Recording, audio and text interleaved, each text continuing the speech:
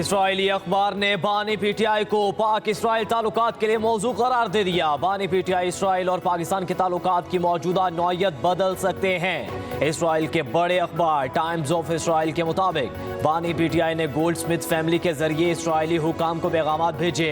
पैगाम में पाक इसराइल ताल्लुकात मामूल पर लाने के लिए इशारा दिया गया। इसराइली अखबार का कहना है कि बानी पीटीआई के ये मुश्किल चैलेंज होगा, लेकिन वो ये कर लेंगे। सियासी तज्जिया निगारों के मुताबिक सेहोनी लॉबीज बानी पीटीआई की रिहाई के लिए पूरी तरह मुतहरिक हो चुकी हैं।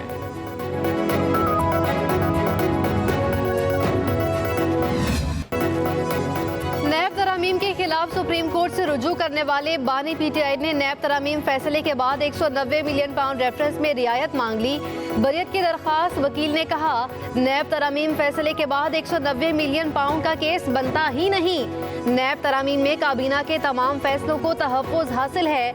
सवाल ये है कि नैब तरामीम के बाद एहतसाब अदालत का इस केस में दायरा इख्तियार बनता है या नहीं। अगर अदालत का इस केस में दायरा इख्तियार है तो फिर बरियत की दरखास्त सुनी जा सकती है। एहतसाब अदालत ने बानी पीटीआई की बरियत की दरखास्त पर फरीकैन को नोटिस जारी कर दिए। आइंदा समाअत 10 सितंबर को होगी।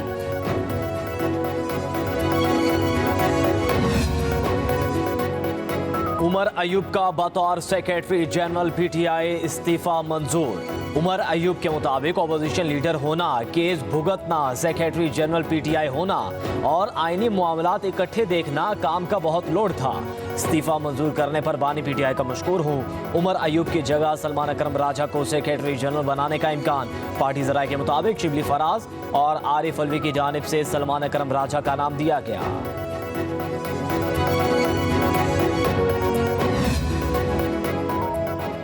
पाकिस्तान तहरीक इंसाफ का कल इस्लामाबाद में जलसा, इंतजामिया मुतहरिक। विफाकी दारुल हुकूमत के दाखिली रास्तों पर कंटेनर्स पहुंचा दिए गए। फैजाबाद फ्लाईओवर पर कंटेनर्स रख दिए गए। जराये के मुताबिक मरी रोड फैजाबाद एक्सप्रेस वे को आज रात बंद कर दिया जाएगा। पीटीआई की सीनियर क़यादत जलसा गाह में मौजूद। मरकजी स्टेज की तैयारियां शुरू। कारकुन भी जलसा गाह में तैयारियों में मसरूफ।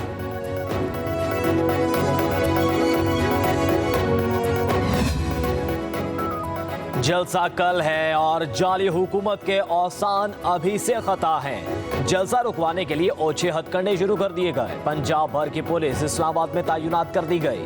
पीटीआई रहनुमा बैरिस्टर साहब कहते हैं कि पंजाब को कच्चे के डाकू के रहमे करम पर छोड़ दिया गया। रुकावटें नौजवानों के जज्बे के सामने रेत की दीवार साबित होंगी। किसी भी रुकावट को हटाने के लिए पूरा इंतजाम कर लिया है।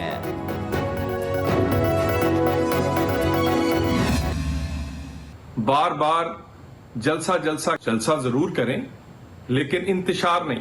ये जलसा करने की बजाय रंगबाजी ज्यादा कर रहे हैं। केपीके का वजीर आला कहता है क्रेन भी लेकर आऊंगा, कंटेनर भी लेकर आऊंगा। भाई आप अपनी 6 महीने की कारकर्दगी लेकर आए।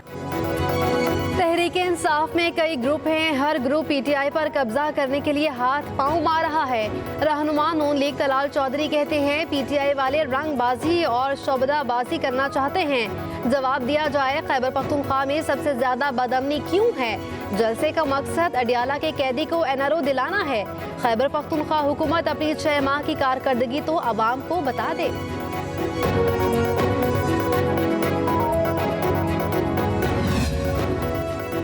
जलसे के लिए फंड्स हैं, ना ही बंदे, सहूलतकारी भी नहीं। धरना पार्टी फितना पार्टी बन चुकी। वज़ीर इत्तलात पंजाब अज़मा बुखारी की पीटीआई पर शदीद तनकीद। कहा, 1 माह से जलसा जलसा का राग आलाप रहे हैं। अडियाला जेल के कैदी का एजेंडा मुल्क को बड़े हादसे से दोचार करना है। ये शख्स जेल से निकलने के लिए किसी भी हद तक जा सकता है। फितना पार्टी इंतशार, नफरत और जलाओ घिराव की तरगीब देगी तो रियासती मशीनरी हरकत में आएगी। मरियम नवाज तोशाखाना के चोरों को लगाम डालेंगी। कच्चे के डाकुओं को भी अंजाम तक पहुंचाएंगे।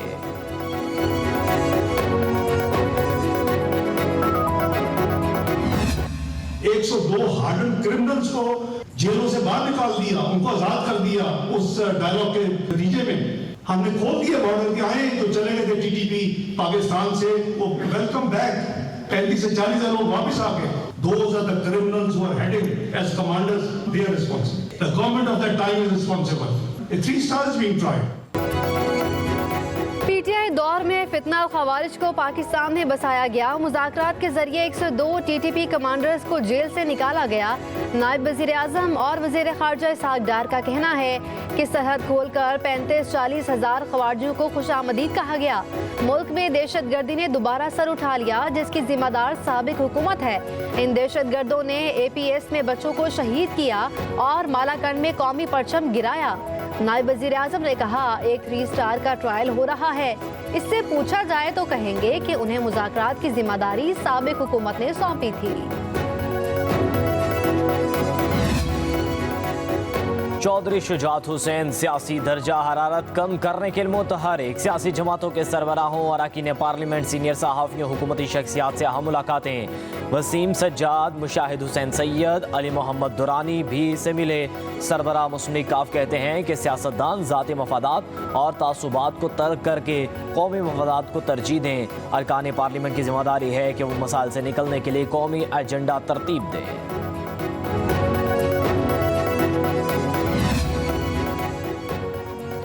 हुकूमत की कोई साख नहीं, जब इस्लामाबाद जाने का फैसला करेंगे कोई हमें रोक नहीं सकता।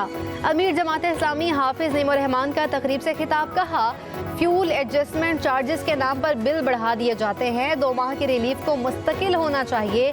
हम अदालत का रुख भी करेंगे। 16 दिन मुआहदे की मुद्दत रह गई। मुआहदे पर अमल नहीं होता तो इसके अलावा ऑप्शन नहीं होगा कि अवाम बिजली का बिल ना दें। बड़े जागीरदारों से पैसे नहीं लिए जाते। IPPs के मुआहदे क्यों खत्म नहीं करते?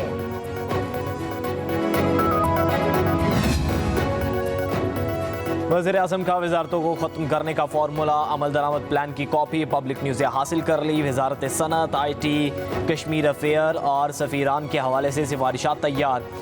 वज़ारतों के 60% खाली असामियाँ ख़त्म करने का फैसला। वज़ारत कश्मीर अफेयर में वज़ारत सफ़ीरान को ज़म किया जाएगा। बोर्ड ऑफ इन्वेस्टमेंट और वज़ारत कॉमर्स को वज़ारत सनत पैदावार में ज़म करने का फैसला। NFC, NFMI को भी बंद कर दिया जाएगा। ड्रग रेगुलेटरी अथॉरिटी के मुस्तकबिल का फैसला वज़ीर आज़म करेंगे। PMDC की 98 खाली असामियाँ ख़त्म करने का फैसला।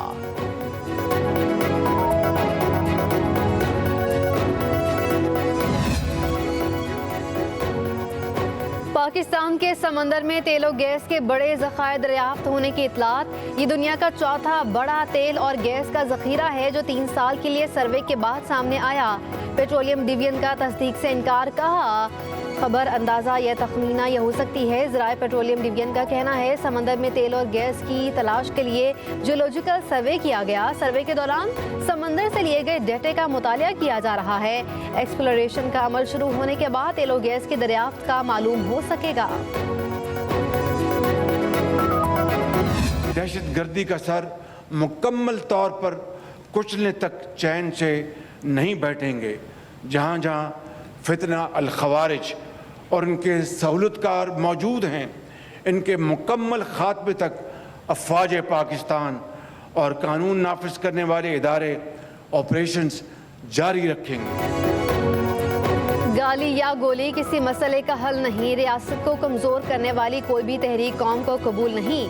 हमने अपने अमल से साबित किया कि पाकिस्तान पुरअमन मुल्क है, किसी के खिलाफ जारहाना अज़ाइम नहीं रखते।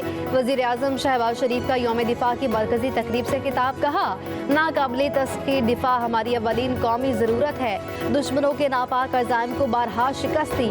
हम दहशत गर्दी का असर मुकम्मल तौर पर कुचल लेंगे। चैन से नहीं बैठेंगे। फितना खवारिज के मुकम्मल खात्मे तक ऑपरेशन जारी रहेंगे। वज़ीर आज़म ने कहा, कौमों को खुशहाली की मंजिल हमेशा अमन के रास्ते से ही मिलती है।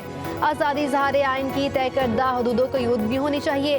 पाकिस्तान हम सब का है, इसकी हिफाजत, तरक्की और खुशहाली हम सब की जिम्मेदारी है।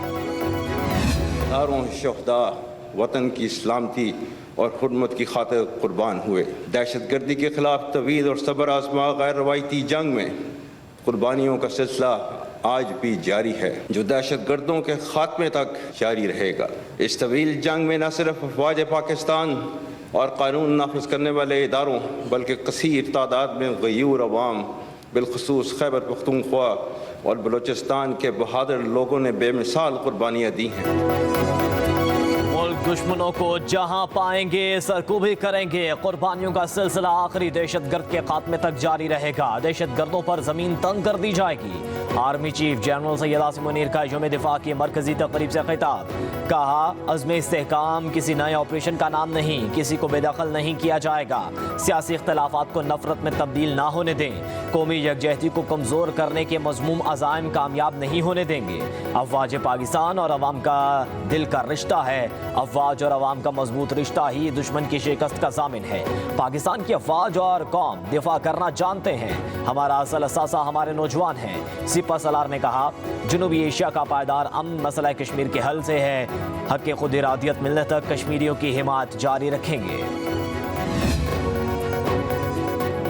लाहौर, गुजरांवाला समेत पंजाब के मुख्तलिफ इलाकों में बादल बरस पड़े। लाहौर में जैन मंदिर, Anarkali, Laxmi Chowk, mall road, township, model town, Kot Lakhpat, industrial area में भी बादल खूब बरसे। ठंडी हवाओं के साथ बारिश से मौसम खुशगवार हो गया।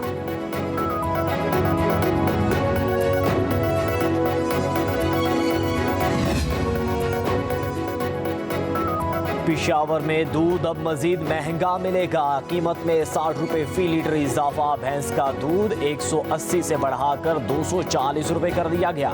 गाय का दूध 200 रुपए में मिलेगा। दही 30 रुपए महंगा करने के बाद 260 रुपए फी किलो हो गया।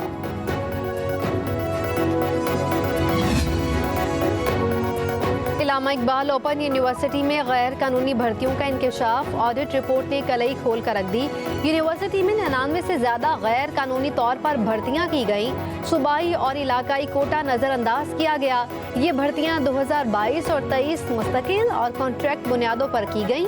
टेस्ट पर मबनी मेरिट लिस्ट और दरख्वास्त दहिंदगान के इम्तिहानी पर्चे भी ऑडिट के लिए नहीं दिखाए गए।